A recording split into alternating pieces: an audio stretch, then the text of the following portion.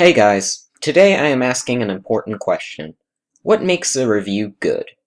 A little backstory on this. When my anime list took away the not helpful option, it made me think more about what exactly went into a review being helpful or not helpful, and how people had misused those two buttons.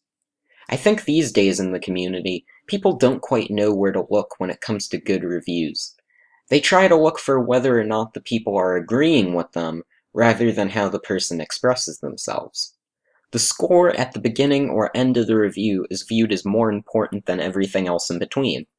This is sad for me because a lot of people put effort into their reviews and what they have to say. Some spend days thinking about what they are to write and how they are going to write it.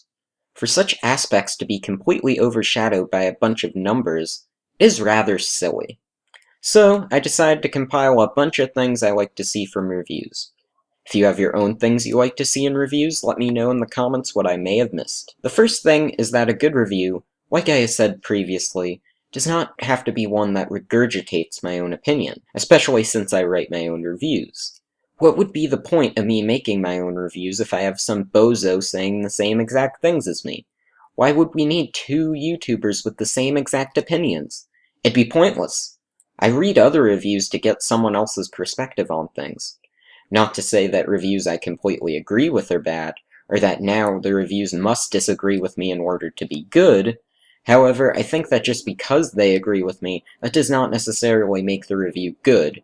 For example, if I go into depth about the quality of Cowboy Bebop, and then someone says, the characters are cool, I like the show, and the review's like 2 sentences long, they agree with me, yes, but does that make the review good? No, it says little to nothing about the show in general. But what does make a review good is how one presents their own ideas. Yes, decent grammar and punctuation is a given, though I also think organization is an important part of it. If 1 minute the reviewer's talking about a character A in a show, then they go on to talk about character B, I don't expect them to go back to character A right after, unless, of course, they were talking about the relationship between character A and B. It feels very unprofessional if a reviewer brings up an aspect of a show again, when you think they have already moved on from it, as if they had just come up with that on the spot without any thought whatsoever. One other aspect of review I believe to be very important is criticism. I like a review that is able to inform me on the pros and cons of a show. It is annoying to just read or listen to a review that feels like the reviewer is doing nothing but fanboying over a show and not mentioning anything bad about it.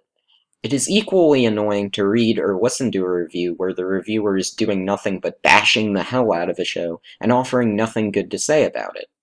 Even if you view something with no redeeming qualities or no flaws, mention something that maybe the audience will enjoy or find flawed about the show. Or, if you believe the show to be flawless, argue against what its common criticisms may be. The opposite for if you believe a show has nothing redeemable, argue against what good things people may have said about the show. The score itself should also reflect your opinions on the show. If you were giving an incredibly negative review on a show, don't give it an 8 out of 10. If your review is mostly positive, don't give the show a 3 out of 10. Since so many people pay attention to scores in the first place, the number should accurately reflect your thoughts on a show. An okay show is not a 9 out of 10, and a terrible show is not a 7.5 out of 10. If you prefer to leave scores out of the equation in general, that's perfectly fine too. I do that sometimes, and I quite like it.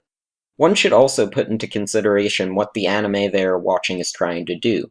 If you were reviewing Super Milk-chan, for example, and complaining that the show does not have the well-developed characters and themes of Neon Genesis Evangelion, well, no duh! One was an episodic comedy, while the other was a psychological mecha series. Make comparisons that make sense. They don't necessarily have to be obvious comparisons, but the audience shouldn't feel as if the reviewer is talking complete nonsense. Otherwise, you risk no one being able to take your opinion seriously. A review should also have personality, the ability to hook your audience into staying with you as you explain your own opinions. Maybe that hook is something humorous to start your review with, or a few interesting facts about the show, or perhaps a backstory with your initial experience with the show. Something that makes your own review stand out amongst the hundreds of others out there. A good review doesn't have to be this big opinion changer that completely opens your eyes to an anime you once hated or liked but didn't know why you liked. A good review can do those things, but I think at the very least, what a good review should do is make you say, I can understand where that person is coming from. If a review has allowed you to do that, then I believe it to have succeeded. Let me know if you agree with my points in the comments. I hope I gave you all some things to look for when reading or watching a review. Be sure to like if you found this video the least bit enjoyable, as well as subscribe for more future anime-related content. I'm kind of a busy guy, but I hope to put out more videos more frequently as I go along this YouTube train. So, I hope you'll join me all the way. See you next time.